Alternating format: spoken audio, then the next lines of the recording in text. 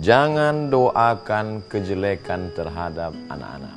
Wahai ayah, wahai ibu, jangan pernah terlintas dalam hatimu, apalagi sampai tercetus keluar dari lidahmu, terlafazkan, terucapkan ungkapan kata-kata yang tidak baik untuk anak-anak.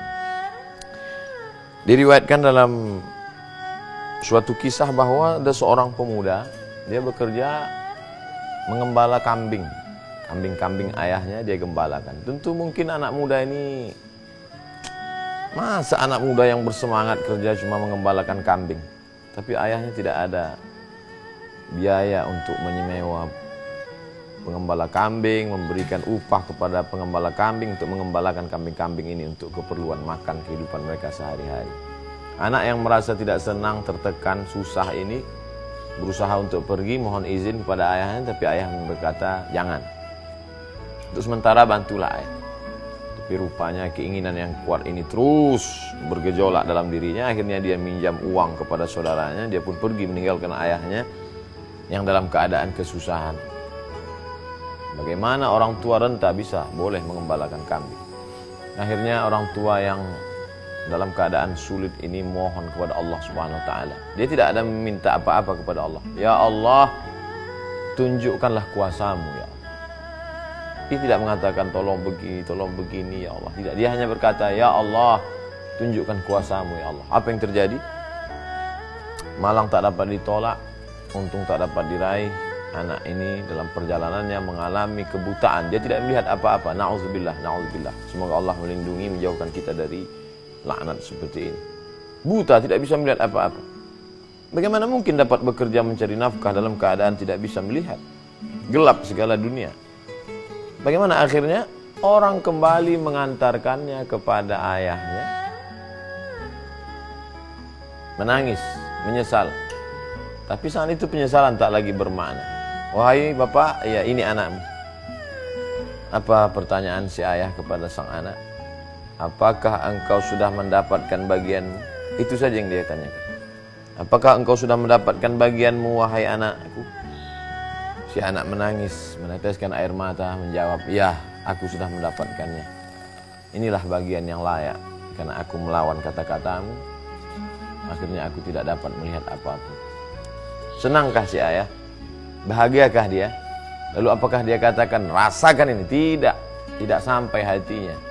Dia pun ikut menangis, susah, sedih melihat penderitaan anaknya. Lalu kemudian apa yang dia lakukan? Di tengah malam dia berwudu, bermunajat, berdoa, mohon kepada Allah Subhanahu wa taala. Lalu kemudian dia keluarkan lidahnya, dia jilat mata anaknya yang buta itu. Innama amruhu idza arada syai'an ay yaqula lahu kun fayakun. Allah menunjukkan kuasanya, maka seketika itu juga sang anak dapat melihat kembali. Allah kembali menunjukkan kuasanya, si anak dapat melihat dunia terang benderang. Begitulah kalau Allah berkehendak. Maka setelah Allah Subhanahu wa taala orang tua. A'udzubillahi minasyaitonir rajim. Wa qadara rabbuka alla ta'budu illa iyyah. Allah sudah mewajibkan kepada seluruh umat manusia supaya menyembah, beribadah hanya kepada Allah, jangan sembah pada yang lain. Setelah Allah, wabil walidaini ihsana, kepada kedua orang tua maka berbuat baik. Begitu hebatnya Allah langsung orang tua. Maka pelajaran yang dapat kita ambil adalah mengalahlah sedikit, mundurlah agak selangkah dua langkah demi mendapatkan barokah beberapa langkah. Anak ini meninggalkan sang ayah, meninggalkan kambing-kambing untuk apa? Mencari rezeki, mencari makan. Makan itu dari mana? Dari Allah. Kuasa untuk memberikan rezeki itu siapa? Allah. Huwal Aziz, dia maha perkasa. Huwal Jabbar, dia maha segalanya. Wa huwa ala kulli syai'in qadir, dia kuasa atas segala sesuatu. Sibuk mencari, padahal sebenarnya yang memberi Allah. Kalau Allah mau memberi begitu mudahnya.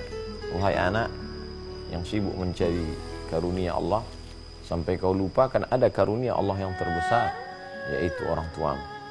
Oleh sebab itu maka pelajaran yang amat sangat berharga dari kisah singkat pendek ini adalah bahwa begitu kuasanya Allah Subhanahu wa taala menghilangkan cahaya dari mata sehingga mata tak lagi dapat melihat, na'udzubillah.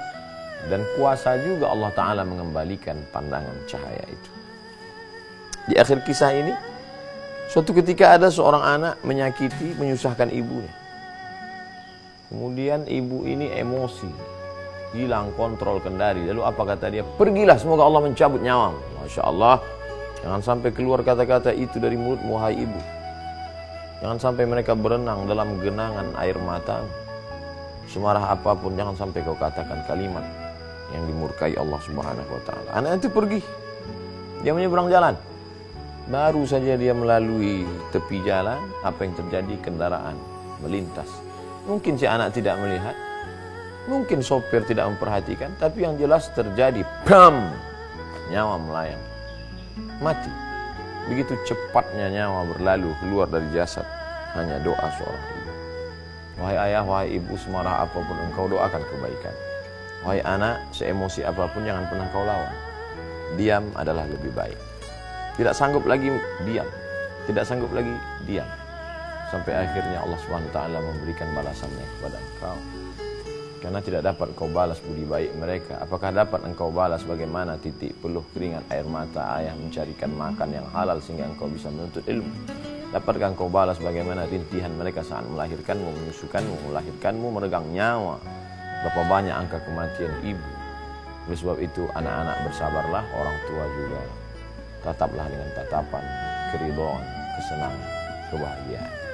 Mudah-mudahan di hari baik, bulan baik yang mulia ini Allah senantiasa menganugerahkan kesabaran bagi ayah dan ibu. Begitu juga dengan anak. Terima kasih. Assalamualaikum warahmatullahi wabarakatuh. Assalamualaikum warahmatullahi wabarakatuh. Hai sahabat religiwan semuanya, semoga usia bertambah, istiqomah juga semakin bertambah, amal bertambah, maka bertambah pula persiapan kita untuk tetap menebar kebaikan. Assalamualaikum warahmatullahi wabarakatuh.